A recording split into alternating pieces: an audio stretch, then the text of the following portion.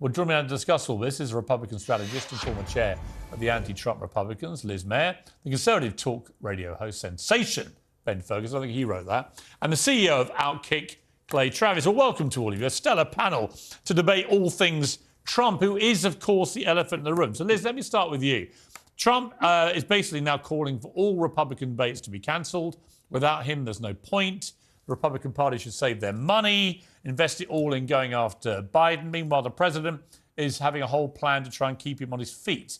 I've got to say, from this end of the pond, this all looks a bit ridiculous.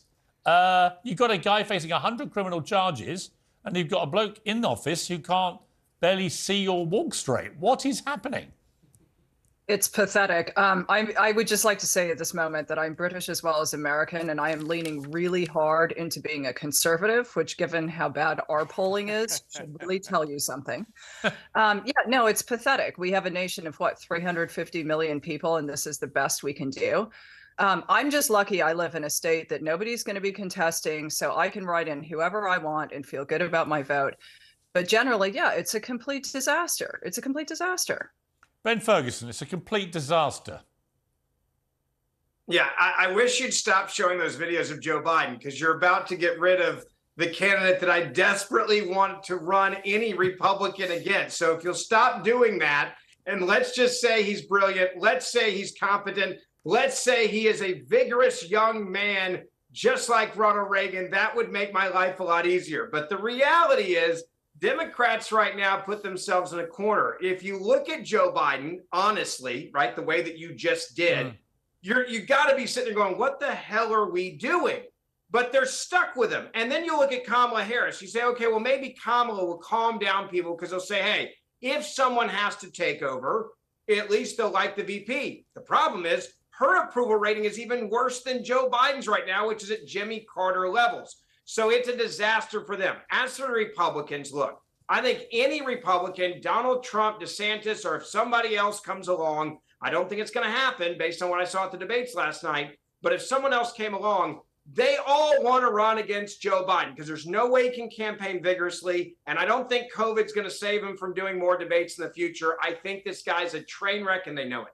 But talking of train wrecks, Donald Trump, who is the runaway favourite now to win Republican nomination and wants all the debates scrapped and so on, he is facing nearly 100 criminal charges. We are into completely unprecedented territory here, where you could end up with the Republican nominee being convicted of some of these charges before an election, potentially even sent to a prison cell, which I suspect would increase his poll numbers, like everything else that's been done legally to him. But how can that be right for America, to have a president sitting in cell block H?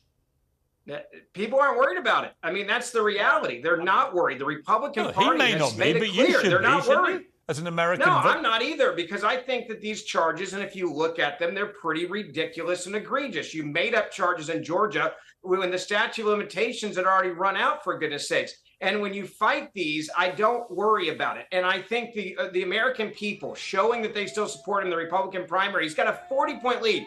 Combine everyone else's poll numbers, they don't even add up to even anywhere close to where Donald Trump is polling by himself right now. So that's how little Republicans care about this. They know it's a witch hunt. They know it's going after your political opponent in the way they do in the Banana Republic.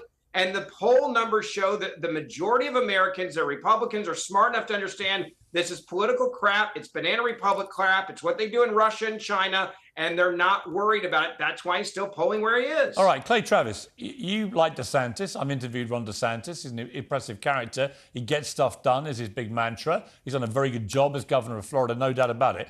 It seems to me DeSantis, I thought he was the best on the debate stage last night, actually, for what it's worth. Yeah. Now, let's take a little look at DeSantis in action last night, actually. I think we have it. The former president, he's missing in action tonight. He's had a lot to say about that. He should be here explaining his comments to try to say that pro-life protections are somehow a terrible thing. You know, the problem, Clay, is he's right. Trump should be there. And I know Chris Christie called him Donald Duck, and that's fine. We all have a good laugh. But if you're Donald Trump, you think, why do I have to bother? I'm so far ahead of all of these people. Why do I have to bother turning up to any debate? I've got this in the bag. He's right, isn't he?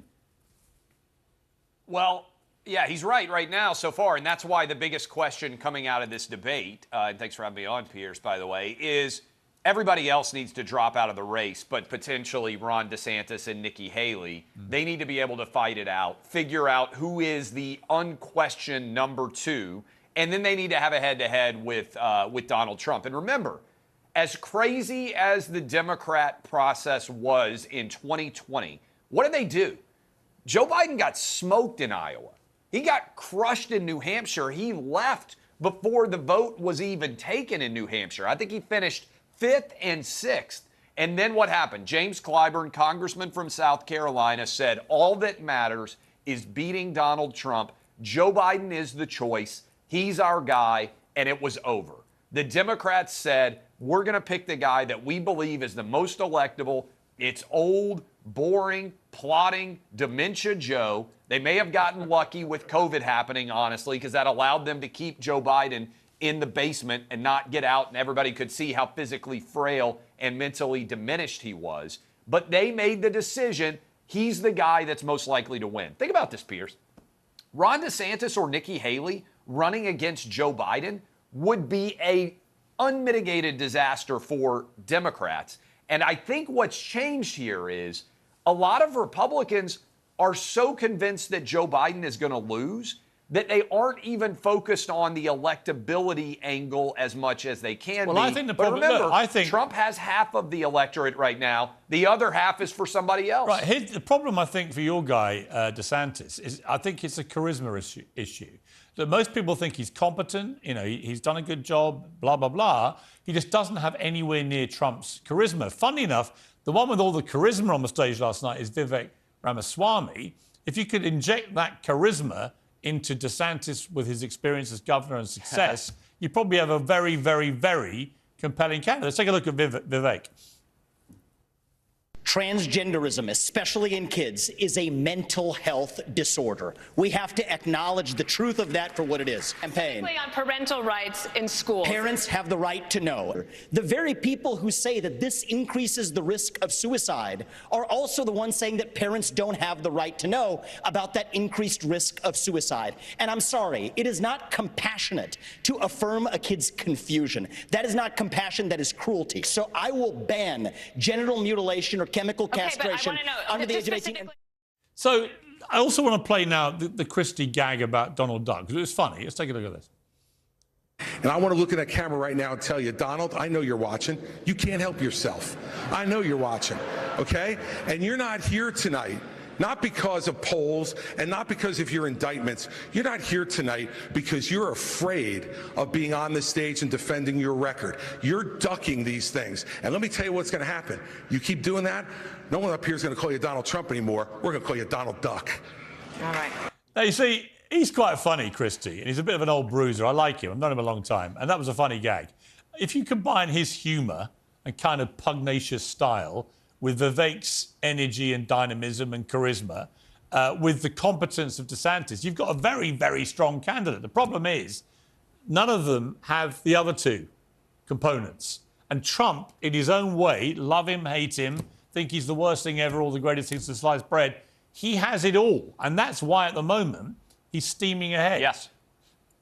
Can I just jump here and make a couple of points? 100% First right. of all, Yeah, Liz, I go think on. it's worth noting, when you take a look at a lot of these post-debate polls, though, what you say about Vivek sounds like it's right, but when you look at how voters are actually responding, he's actually coming off very, very negatively to quite a lot of Republican primary voters. So I'm not sure that you're quite right about his charisma. I agree with you that Ron DeSantis does need some sort of charisma injection, for sure. I'm not sure that him necessarily borrowing from Chris Christie is the best move, though. I actually thought the Donald Duck line fell a little bit flat. I thought it was a little obvious. I didn't find it particularly humorous. I also do think that DeSantis and Christie need to quit saying that Trump needs to show up at these debates, because one of the really interesting things, and we saw this in 2016 also, when Trump skips debates, other people move up and his floor the absolute minimum that he's going to get actually goes down. That happened after the last debate. I bet it's going to happen after this debate. Let me bring in Ben on that. That does matter. I agree with you. Ben, here's the issue, it seems to me. Trump could well run away with this Republican nomination. It looks like he might. But if he does, a lot of independents have a problem with Trump. And you've got to win with the independents to become president. And it may be that if Biden insists on running, that the only way the Democrats win that next election is if Trump is the opponent. Because the anti-Trump vote comes out, as you know, and the independents don't like him and they won't like all the legal stuff, that actually Trump may steamroller everyone to get the nomination for the Republican Party and then actually lose again.